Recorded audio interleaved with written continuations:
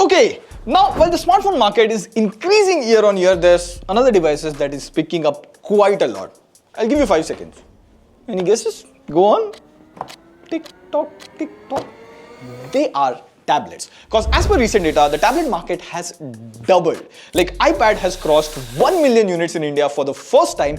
Xiaomi has grown by a whooping 112% year on year, and Samsung has had a 43% market share. But here's the thing, most people still don't know which tablet to buy. What do you get at every price point? What can they actually do? Too many questions here, seems very confusing.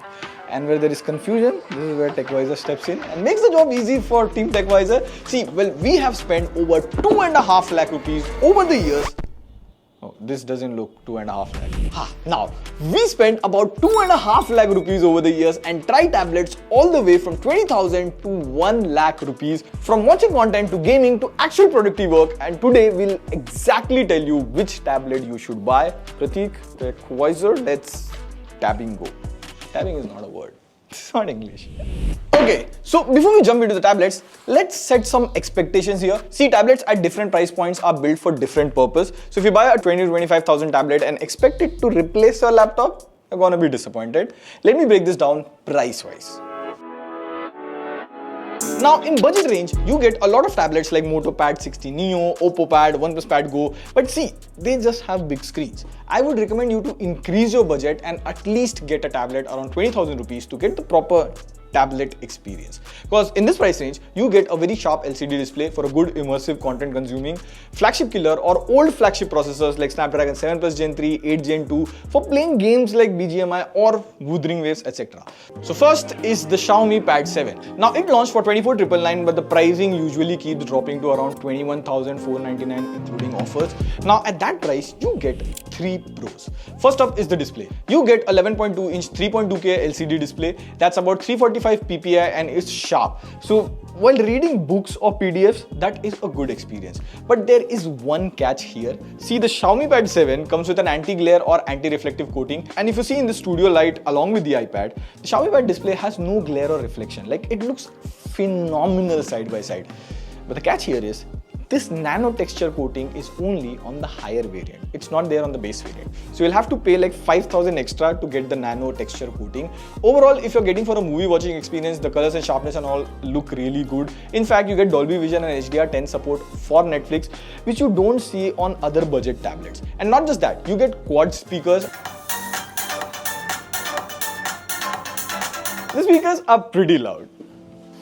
Also, one other thing that is loud is privacy these days, and also the sponsor for this video, Surfshark VPN. Now, fair thing, we have been using Surfshark VPN before they even approached us for this video. And why you should get Surfshark VPN? 2 reasons. Number one, Surfshark VPN works on all popular websites like Netflix, Prime Video, Sony Live, etc. seamlessly with good privacy. You can also unlock content from other parts of the world that is not available in India. And number two, these days, even for generating one image or just cutting a PDF, you need to sign in to random websites. So Surfshark VPN has this option called temporary email ID, where you can use a dummy email ID and mobile number without giving your actual email ID or mobile number. That is really good these days. Now, Surfshark VPN is available at a never seen before price, and you get unlimited device access. You can go to surfshark.com/TechWiser or use coupon code TechWiser to get extra 4 months off. Also, there's a 30-day money back guarantee, so there's no harm in trying. Now, back to the Xiaomi Pad 7. See, on the display, not only the movie watching experience, even the scrolling feels buttery smooth. Now, Xiaomi claims that this is 144Hz refresh rate, but mostly the display runs at 120Hz, which again is not a problem. It is still smooth enough, but it's not 144Hz 90% of the time or on the apps. Now, the second pro is performance. The Xiaomi Pad 7 comes with a Snapdragon 7 Plus Gen 3. We ran Antutu and it scored around 14 lakh. So, along with multitasking with multiple apps open, it can also do casual gaming. In BGMI, you can play at 90 FPS smoothly. Even with heavier games like Wizardry waves at high graphics in 60 FPS, we played for around 20 minutes and the performance here was smooth. Like, for casual gaming, this is perfect. And the third pro is battery. Like, for this form factor, you get 8,850 mAh battery, and on a single charge, it easily lasts a day and a half. Sometimes even 2 days if you're just watching movies. And you also get 45-watt charging, and charger is included in the box. Now, the biggest problem with Xiaomi, or let's just say Android tablet, is accessory support. So see, if you want to buy a pen or keyboard for Xiaomi Pad 7, it is available on the Xiaomi official website. But if you scroll down, the Xiaomi Pad 6 accessories are out of stock. So as soon as Xiaomi Pad 8 comes, the accessories for this will go out of stock. I believe Xiaomi at least needs to maintain accessory support for 2 years or maybe 3 years if possible.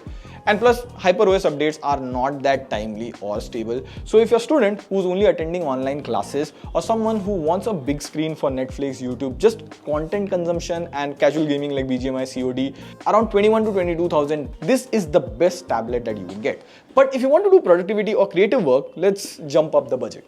So for that, you need to move to 30,000, and under 30,000 things get interesting because you start getting better displays, stylus support in some cases. You can also do light productivity work like making presentations, editing documents, attending online classes or meeting. So at this price, you get the OnePlus Pad 2. Now the first pro has to be the display. The display here is 12.1-inch 3K display. It's an LCD panel but really good. You get 144Hz refresh rate and it gets really bright.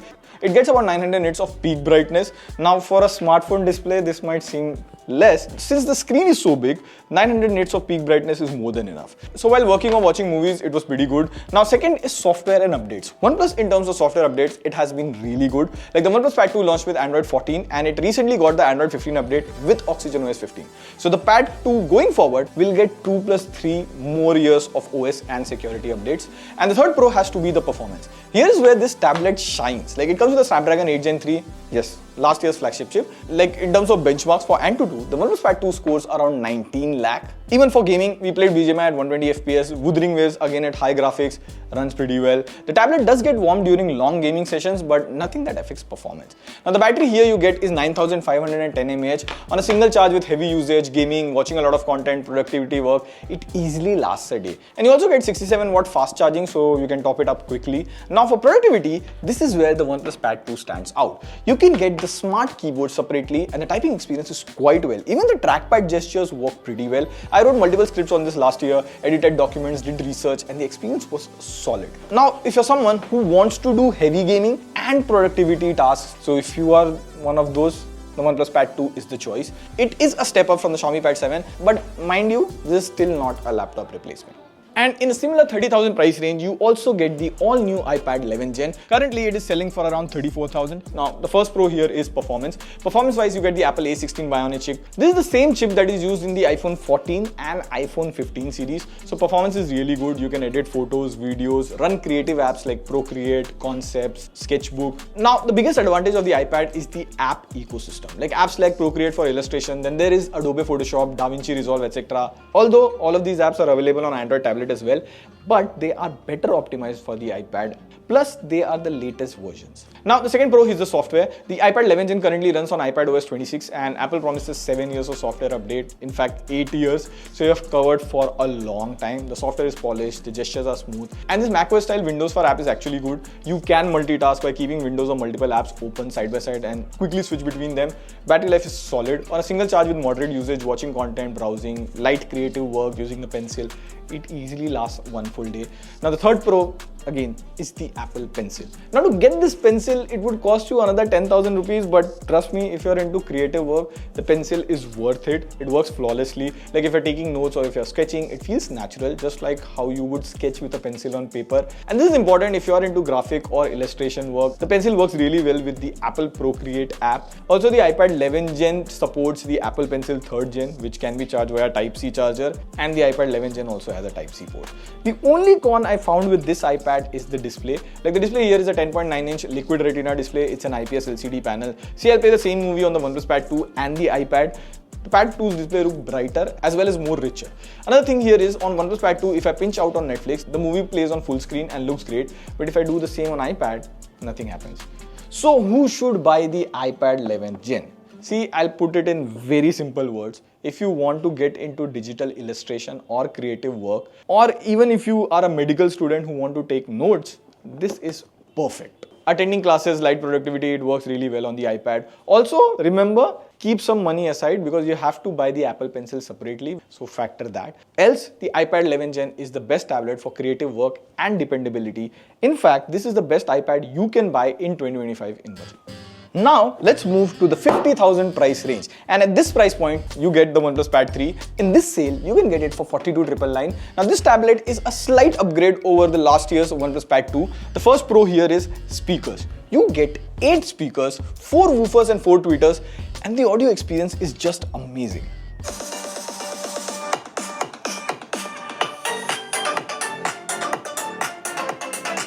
like the bass hits so good, and since it had tweeters, while you're watching movies or any YouTube videos, the dialogues are very crisp. Now the second pro is the performance. You get 2025's flagship processor, the Snapdragon 8 Elite. By the way, this is the only tablet in India that comes with Snapdragon 8 Elite, so performance is top notch. We ran Antutu and it scored around 27 to 28 lakh, which is crazy high. Now in my usage, this tab made me play games daily because gaming on this big screen feels amazing. It can play BGMI at 120 FPS, absolutely no issues.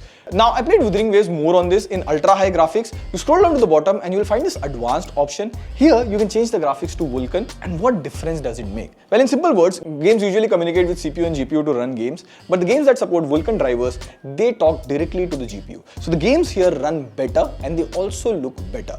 Along with that, there is also option for frame interpolation, so you can play Wuthering Waves at 120 FPS. The game here looks fantastic to play. It was so addictive that sometimes in between work I played a little bit extra. But that was testing.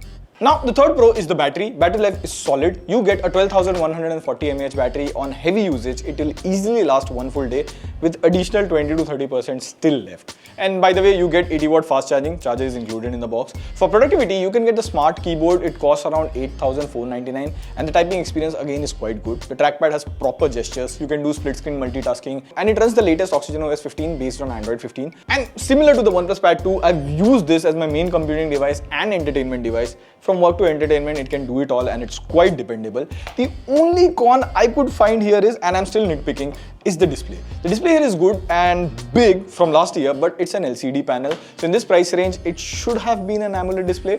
So who should buy the OnePlus Pad 3? See, if you want the most powerful Android tablet for gaming, this is it.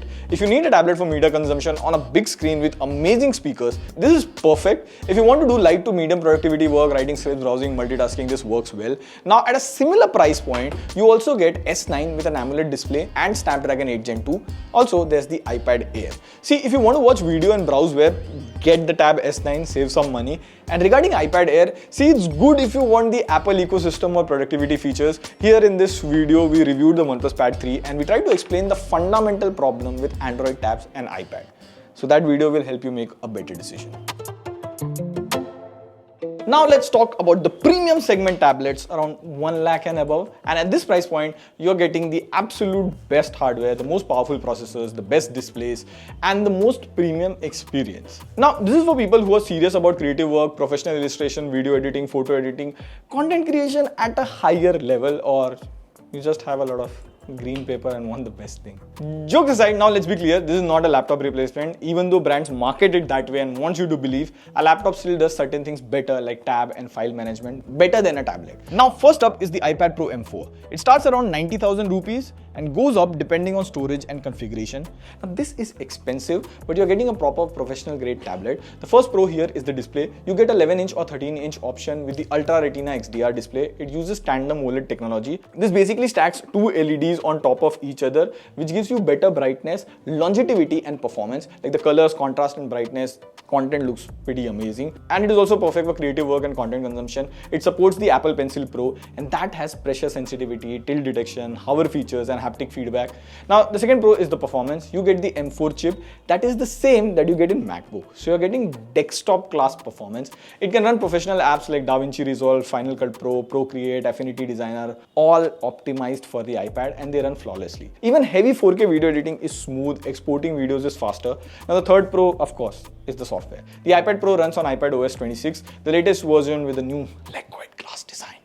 Now, apart from the liquid glass design, iPad OS 26 is also good for proper multitasking. You get Stage Manager for window management, and the app ecosystem for creative apps is miles ahead of what you get on Android tablets. They are specifically built for the iPad and optimized for the Apple Pencil, and they work perfectly. Now, while all of this is good, to use the full power and potential of the tablet, you need to buy the Apple Pencil and the Magic Keyboard. The Magic Keyboard sells for around 30,000 rupees, and the Apple Pencil Pro sells for around 12,000 rupees. So, in total, you would have to spend 1,35,200 for a tablet. That is freaking insane. At half of the price, you can get the MacBook M4 Air, which have better productivity. It just doesn't have the Apple Pencil. Now, another con that I found with the iPad Pro is the battery life. I had to charge it around evening to use it further. So, who should buy the iPad Pro M4?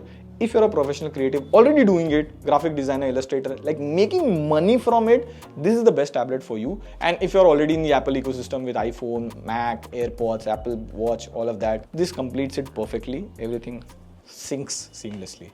Now finally, the Samsung Galaxy Tab S11 Ultra. Like this is priced around 1.1 lakh in India, and this is Samsung's answer to the iPad Pro.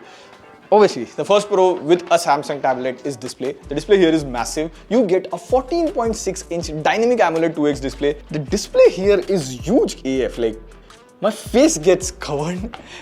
Like this is the OnePlus Pad 3 and this is the S11 Ultra. And not just the display size, this is like really thin. It's almost thinner than a notebook. The display here is 120Hz LTPO and it gets really bright. It gets up to 1600 nits peak brightness.